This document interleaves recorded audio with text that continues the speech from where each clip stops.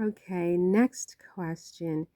Is it true, Marie, that you and your husband, the now deceased, but you have said that he has been reincarnated and he's back on the earth at this point, but then Louis XVI, your former husband, is it true that it took you both more than 7 years to make love for the first time as husband and wife?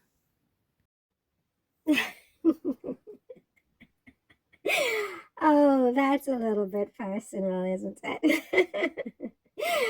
That would be so indelicate to talk about something like that, I would think.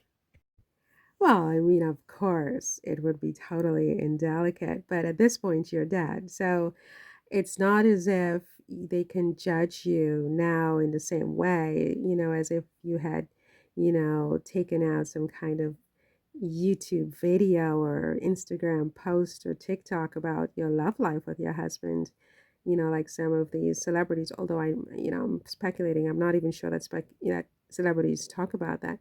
But because you are now in the other realm, I would think that the rules are different and that you can tell us, is it true that it took you 7 years for you and your husband to do the deed or not? Oh my goodness. Oh, what do you think? What do you think is the truth? What do I think is the truth?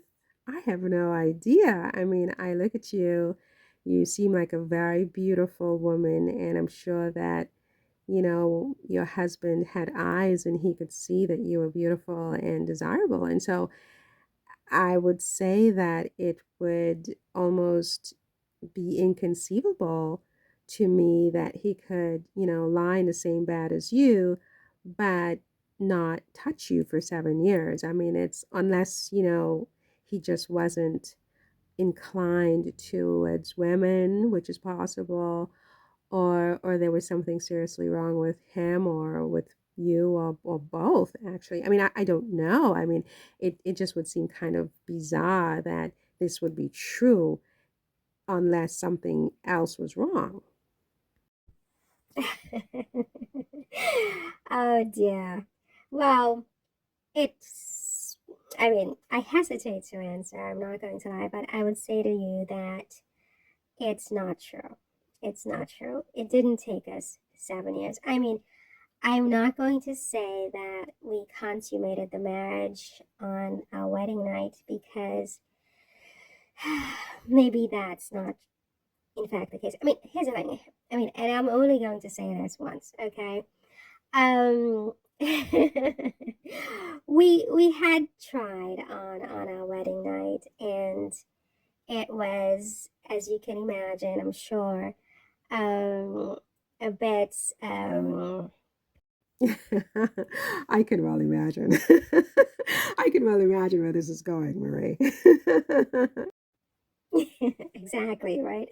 Exactly. When you know, right? And so the first night, our wedding night, we were both innocent. We had both, never, we didn't know anything about this kind of stuff. No, there was no YouTube channel. There were no books on the subject matter. It wasn't something people talked about. My mother did not instruct me. I mean, it just was like I had just absolutely no concept of like that was like a thing. I hadn't at that point I hadn't had any feelings of any kind that indicated that, anything was amiss, frankly. I mean, I didn't know that my body parts, were for anything other than what I was using it for up until that point. I was 14 or 15 years old, as you can well imagine, and so was my husband.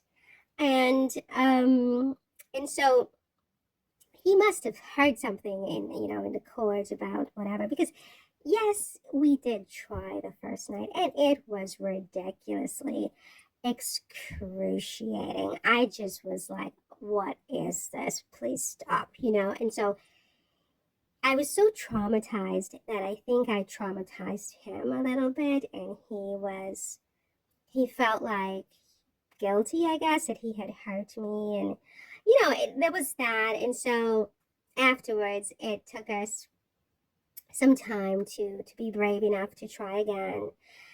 And of course, the result wasn't much better. And so we kind of, yeah, I mean, we kind of, we both were kind of like a little wary about the whole thing for a while. But it wasn't 7 years, it wasn't anywhere close to 7 years. I would say that, I mean, within the first year of our marriage, we had already ventured into that domain. And I think that the reason I don't know why, frankly, that I didn't fall, pregnant right away. I would maybe because, I mean, to be honest, and this is for posterity, right? Is that it's not like we were regularly engaging in this activity, okay? I mean, not to be indelicate, but it was sort of sporadic. And I think, unfortunately, we never really happened to get involved at a time when I was more likely to fall pregnant, you see. And so it took a while, but once that happened, then we started to reproduce quite rapidly after that. Well, speaking of that, I mean, and not to sort of keep up with this indelicate line of questioning, Your Majesty, but um, I've told you to call me Marie.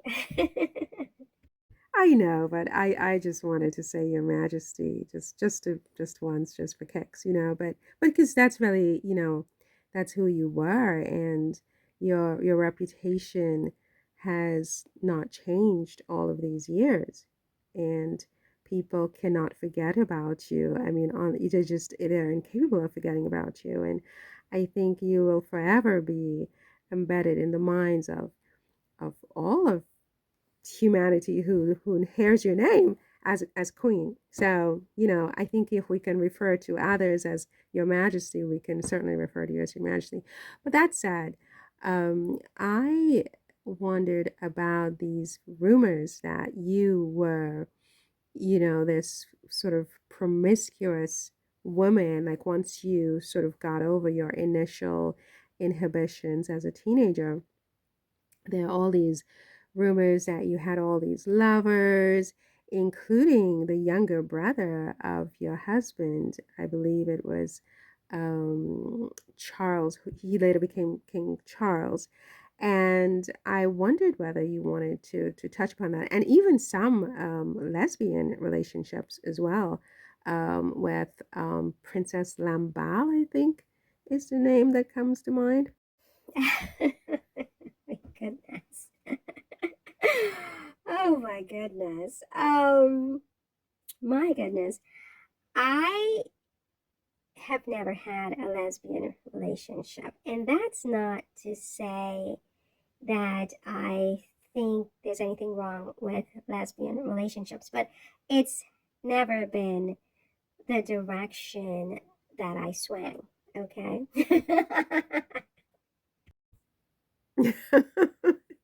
Oh, Your Majesty, that's really quite a word there, the way you swang. That's putting a whole other, like, I mean, Well, I just want to keep it sort of real in an earthly sense. I mean, is that I'm very much, was very much heterosexual, and um, for the most part, I was faithful in my marriage to my husband. I mean, especially with this rumor regarding okay, maybe there was one or two little indiscretions, but never with the brother of my husband, Charles X.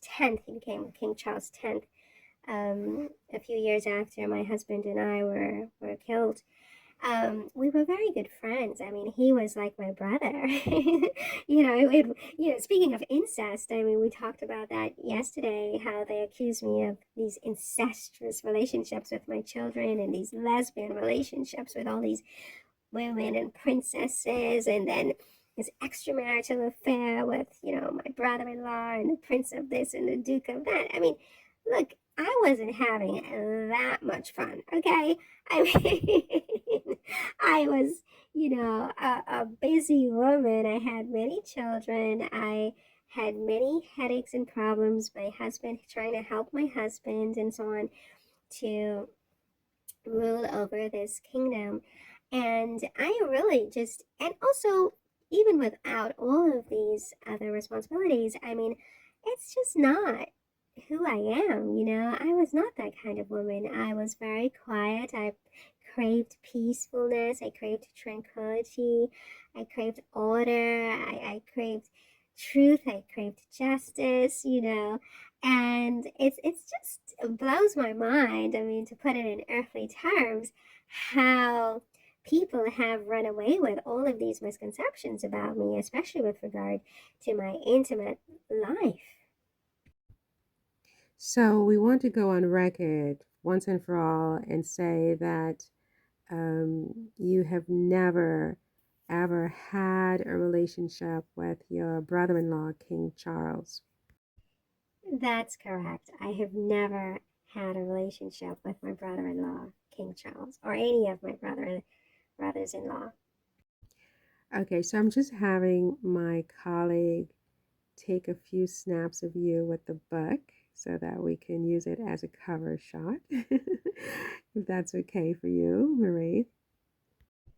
Yes, of course it's okay. Is this pose? Do you like this pose? It's perfect, Your Majesty.